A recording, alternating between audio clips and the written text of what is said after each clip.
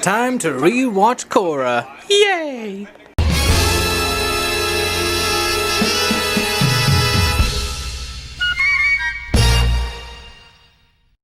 Good day, Antwerpians. Today has been a very, a busy day in work. The morning was just... ugh. And second of all, just being a bit impatient and anxious for this evening because we were supposed to wait for our technician between 6 and 7 because of the mishap from Friday.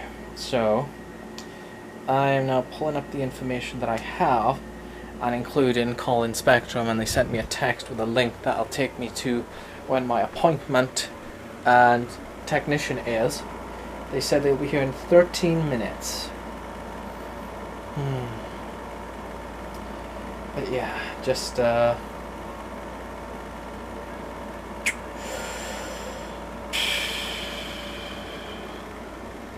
little bit getting really is getting a bit impatient with me now, and there's nothing else I can do. I'm not watching Korra right now. I'm just walking back and forth in his apartment. I know they said on the phone, oh, they'll be here soon, but it is getting kind of ridiculous. I understand they're busy, but at the same time, it's like, don't screw with me right now. With the workday I've had, and trying to be upholding and protective to my husband, so, because if it was him, he would have been more impatient than me, and he would have freaked the fuck out. But with me, I tried to stay calm, and as you saw in the last video when I was talking to them on Friday, I was very nice, but now it's kind of slowly dwindling to, if anything happens, I'm going to fucking lose it. They're going to see a Welsh guy get really pissed off. So after an hour wait, my anxiety kind of kicking in a little. I'm getting a little bit aggravated. I get a message that they're 10 minutes out. I've messaged Chris, and I've also promised as well that I promise that I won't go too Welsh on them. Much. I'm going to be honest, I tried calling the landlord is getting snappy, and I had to get snappy back because he's not doing anything to this apartment, and I've told him so many times I don't know what to do.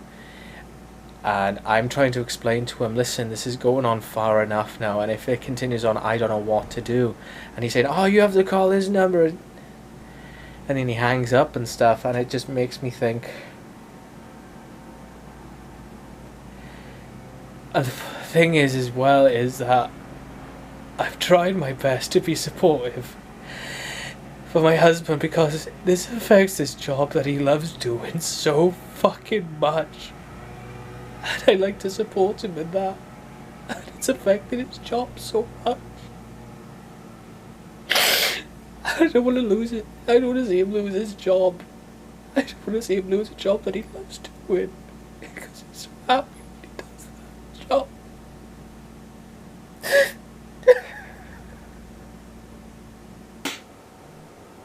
So, I had to spend a bit of time just letting it out and crying, cause it all just crumbled. It really fucking did. So you may be wondering, the actual what the fuck. So technician came over, he was fantastic, and he looked and he said, listen, there's nothing much I can do at this point because we've had 2 other people come out to this building to inspect, see what's going on, and this is the situation. Apparently there's some faulty wiring issues with the building, in which are leading down into the basement, in which we can't get into. And basically he was telling us what was going on. At that time I had 2 of my neighbours that live in the building as well, on the bottom floor, who were just curious. They came out and they talked, in which I felt sorry for the technician as well, but I thanked him so much. And I wish I had money so I can tip him to say thank you for coming out and thank you for doing all you can. I tried my best not to be angry at him, but I had to say, listen, this is ridiculous. So apparently it's more of we would need to inspect with National Grid. This is an investigation that had to go with National Grid. Because technically, with what he was telling us, even the neighbour looked at me and I looked at her and we thought, this is a fire hazard. It really is. And one of the other neighbours came out and spoke to us, said, oh yeah, you know, you try telling that to the landlord and stuff, he's not going to do anything. And it freaked me out. My anxiety kind of was kicking in, I'm talking. So in the end I called up the landlord and I explained, listen, this is what's going on. This is what's happening. This is something you need to fix. Because it's electricians, it's something which is through you. And he started getting choppy and stuff. He said, oh, just call him here, and you got it. Okay, bye. And he hung up. The fucking landlord hung up, and it just broke me because, again, I'm trying my best to keep a level head, but this is a Welsh guy living in America who doesn't know what's going on and how to deal with these Americans. And I feel sorry for my husband because, again, it's part of his job, and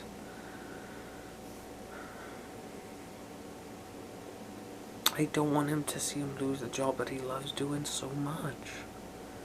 And it breaks my heart. It really does. And I don't know what to do anymore. So Chris has made a report to National Grid to sort this out. Apparently they're going to investigate and try and sort it out before 10:30 tonight. Hopefully. That's what I had. That's what I heard. But hearing stories about this landlord, because he owns most of the buildings on this street, the problem is most of them are with tenants who deal drugs, who have drug dens and everything in between, and it scares me thinking, how the fuck can he get away with this much? And, you know, I bumped into us before, says, oh yeah, I'm taking care of this one tenant, then most probably I'll do this, I'm involved, you know, getting the police involved and stuff, and I'm thinking, well listen, I'm not being funny now, but we had an inspection a couple of months back to see if everything was up to code, but I'm guessing they haven't done the basement prop because there is so much shit going on to have this happen. It's a fire hazard. I mean, if I was working for the council, I could slap so many regulations on this place and retire. And 2 of his other buildings have already been condemned. And that's freaking me out, thinking, I need to get out of this apartment. I need to get Chris. I need to get out of this building now. The problem is in this town that a majority of places that are renting out are high in prices, near to 4 figures. I mean, we're paying nearly $5.25 a month, nearly $5.50. So that's decent. I don't know what we can get maximum wise. We try to go to 600 or something. I don't know what the maximum rent we can do is, because of my pay and his pay and stuff, and it's, and even if we did decide, it's like, oh yeah, we're gonna get this, but we need to have security deposit and first month's rent, and it's like, and I'm trying my hardest. I really am, to see what I can do to get a job back at the casino, but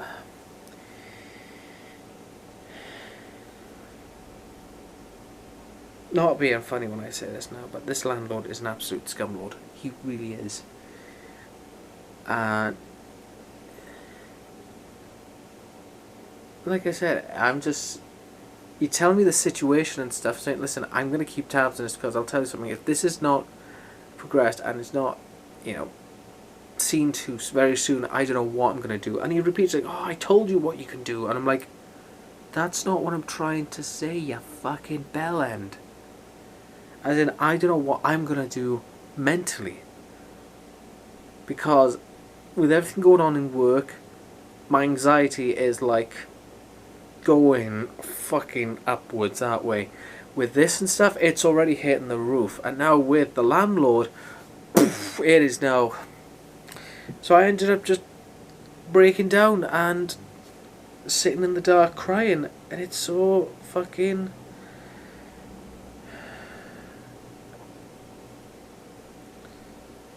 I hope we get this fixed, but at the same time, it's going to be a point where, even if we do get this fixed, I'm going to look on apartment websites to say, right, that's it. Put a week off work, hun, we're packing up, we're getting the fuck out, I'm done. This landlord does not deserve our money anymore. And I can't do it. I really can't. And it's breaking my heart when I see that it's interfering with Chris's work and something what he loves doing. He really loves to do this. And now because of this, it's in...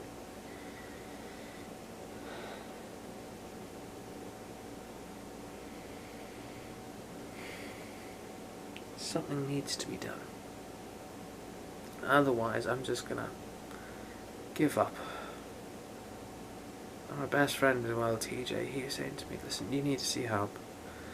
You need to see a therapist. You need to get help, Jim. And he's right. I really need help.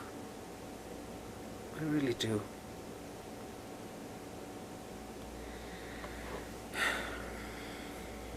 So now I'm outside. And this gentleman from National Grid, who's on the phone with the landlord right now. Where do you live? Let's just say that the National Grid people don't like this guy.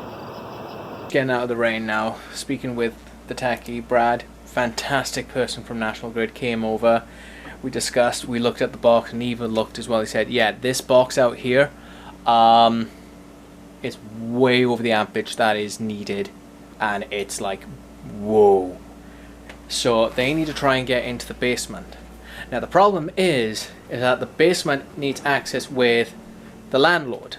Now the landlord said to me, oh well, it seems a little late now, people are going to be asleep, so you're going to have to, you know, have them come back in the morning. Problem is, they were already with me when I called up to tell them the situation, to say you need to have someone give them access right now. They're going to be here at 10:30, but they were here quite early. So they turned around and said, well, the technician called the landlord because the landlord said, oh, give him my number and he'll have to call in the morning. Oh no, he fucking called him straight away.